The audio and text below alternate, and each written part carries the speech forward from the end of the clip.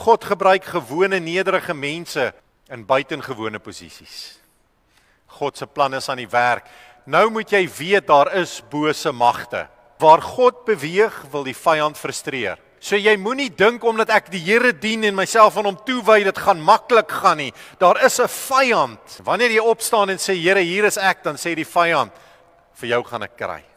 En die manier hoe hy dit doen, is nog altyd dieselfde. Hy begin om jou persoonlikheid af te breek, om jou mismoedig te maak, jou te isoleer uit 'n familie uit, en wanneer jy alleen in een kant is, dan begin hy jou laat wonder, gaan mense my ooit mis, het ek 'n rol hier, miskien moet ek net uitklok, my lewe eindig.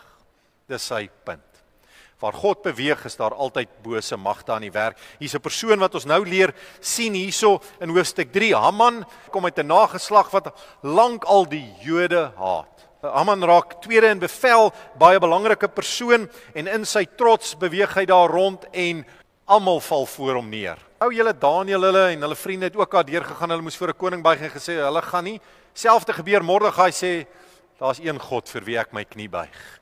Ek gaan nie vir jou bid nie en vir jou buig nie. So Mordegai raak opgewonde hieroor. Haman sien dat Mordegai nie voor hom kniel en diep neerbuig nie, en hy het woedend geraak.